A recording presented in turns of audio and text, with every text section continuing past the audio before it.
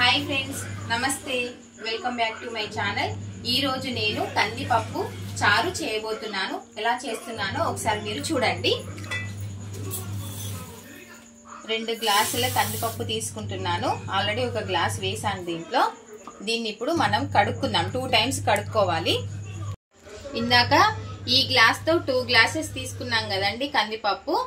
1 glass కి 2 గ్లాసుల చొప్పున నీళ్లు పోసుకుందాము. అంటే 4 గ్లాసుల వాటర్ పడుతుంది దీంట్లో.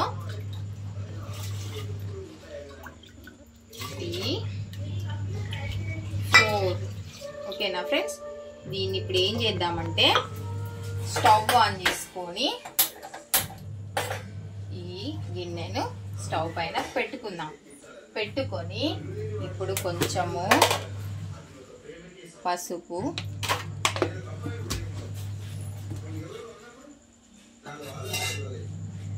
నూనె, కొంచెం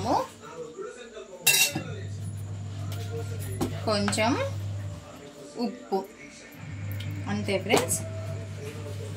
వేసి కొంచెం ఇలా అనుకుందాం. మొత్తం కలవాలి కదా.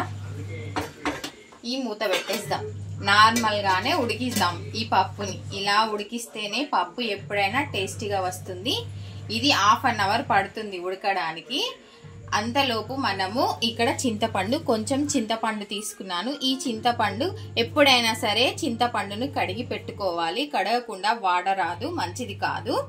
దీంట్లో కొంచెం వాటర్ పెట్టి నానబెడదాం ఫ్రెండ్స్. ఓకేనా? 1/2 అవర్ వరకు ఇది ఉడుకుతుంది, ఇది నానుతుంది. ఓకేనా ఫ్రెండ్స్? చూడండి ఫ్రెండ్స్, ఇది ఉడికిపోయింది. దీని ప్రాసెస్ చూద్దాం మనము ఎలా చేయాలనేది. ఉడికిపోయింది మొత్తము మంచిగా మెత్తగా.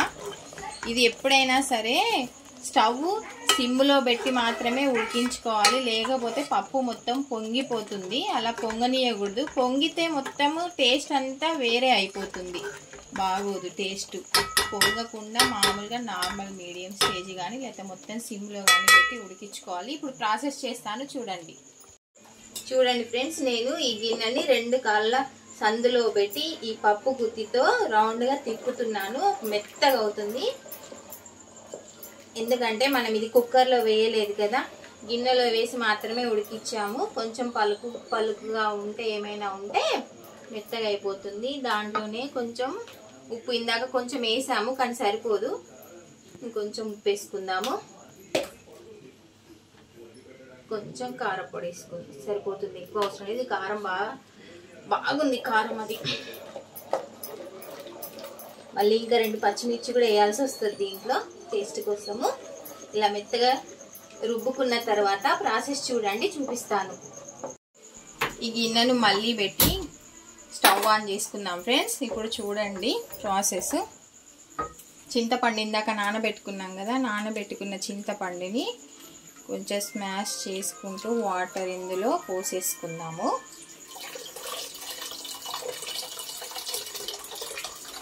ఇంకొంచెం పడతాయి వాటర్.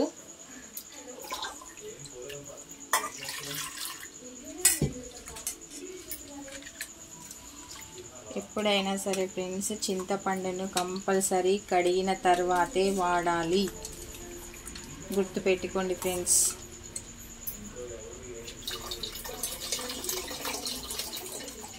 ఇలా అయిపోయినాక ఇంకొంచెం పడుతుంది చూడండి.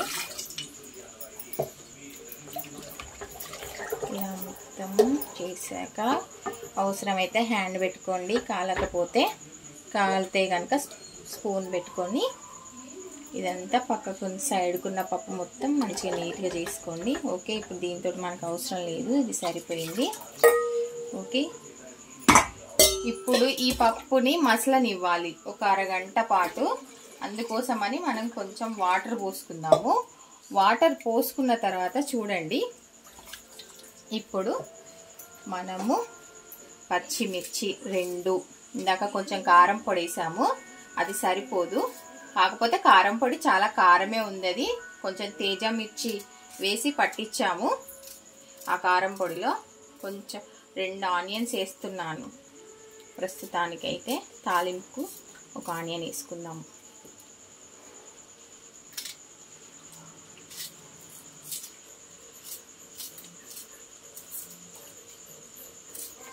ఎప్పుడైనా సరే ఆనియన్స్ కట్ చేసి ఫ్రిడ్జ్లో పెట్టుకోకూడదు.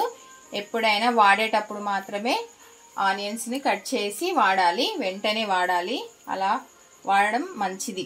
కొంతమంది కట్ చేసి పెట్టుకుంటున్నారు, అలా పెట్టకూడదండి. తర్వాత కొంచెము కొత్తిమీర చూసారు కదండి. ఓకే, దీంట్లోనే ఇంకొక ఇంగ్రీడియంట్ ఉంది. మనం చింతపండు వేసాం కదా, చింతపండు వాడినప్పుడు ఎప్పుడైనా సరే మనము జీలకర్ర మెంతుల పౌడర్ వేసుకోవాల్సిందే. అప్పుడే ఫ్లేవర్ బాగుంటుంది, టేస్ట్ కూడా బాగుంటుంది. జీలకర్ర మెంతులు వేయించి మిక్సీ బట్టి పొడి చేసి పెట్టుకున్నాను, కొంచెం వేస్తున్నా. అది మొత్తం మరుగుతుంది. ఇప్పుడు ఒక 5 మినిట్స్ తర్వాత దీన్ని చూద్దాము. మూత పెట్టేస్తున్నాను. ఒకసారి చూద్దాం ఫ్రెండ్స్. ఓకే, పప్పు మొత్తం మసిలిపోతుంది. మసిలిపోతుంటే కమ్మటి వాసన వస్తుంది. అమ్మా సూపర్ స్మెల్ వస్తుందమ్మా కదా అమ్ములు, ఎంత బాగుంది కదా. ఇప్పుడు దీన్ని ఏం చేద్దామంటే మనం వేరే స్టవ్ పైకి షిఫ్ట్ చేద్దాము. చూడండి, ఎందుకు అనంటే ఇప్పుడు తాలింపు వేసుకుందాము.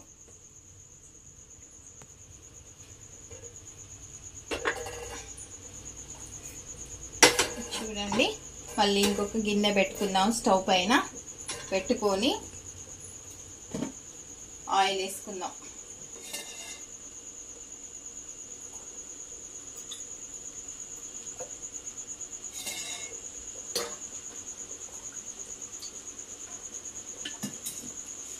ఆయిల్ వేసుకొని కొంచెం స్టవ్ హై చేసుకుందాం, నూనె వేడెక్కేంత వరకు.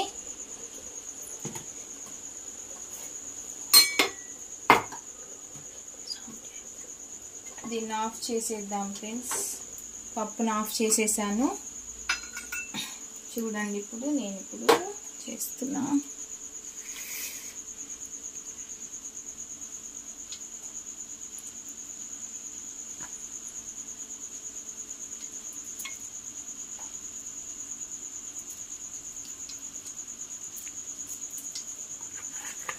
ఇప్పుడు ఆయిల్ మసిలింది. ఇందులో ఎల్లిపాయలు వేసుకున్నాము. ఫస్ట్ ఎల్లిపాయలు కొంచెం మెసలాలి. ఇంకా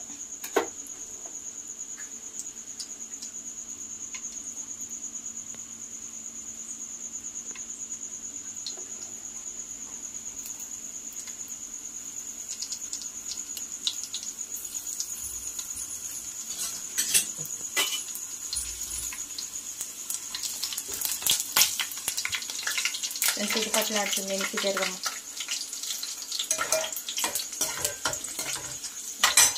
కొంచెం జీలకర్ర, కొంచెం ఆవాలు, ఒక 3 ఎండుమిర్చి వేస్తున్నాను చూడండి.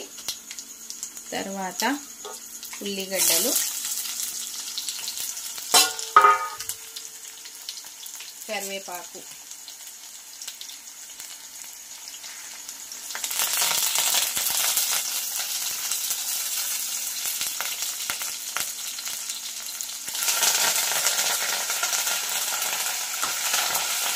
కొంచెము వేగాలి.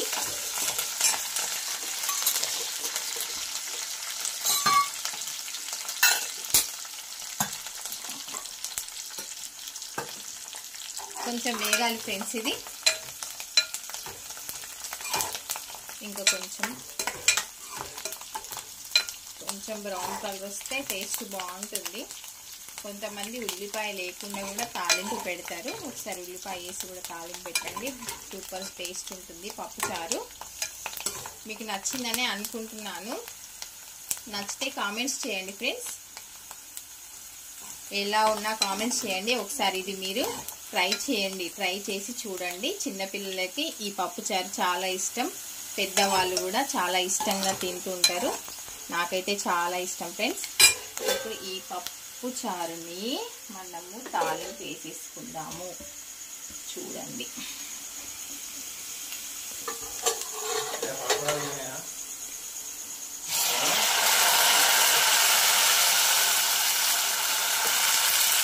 ఓకేనా friends? Okay, complete. Just wait.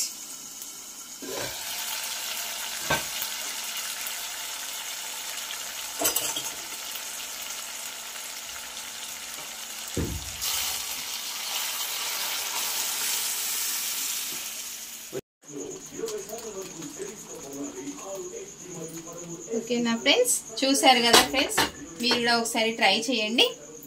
Okay friends, bye.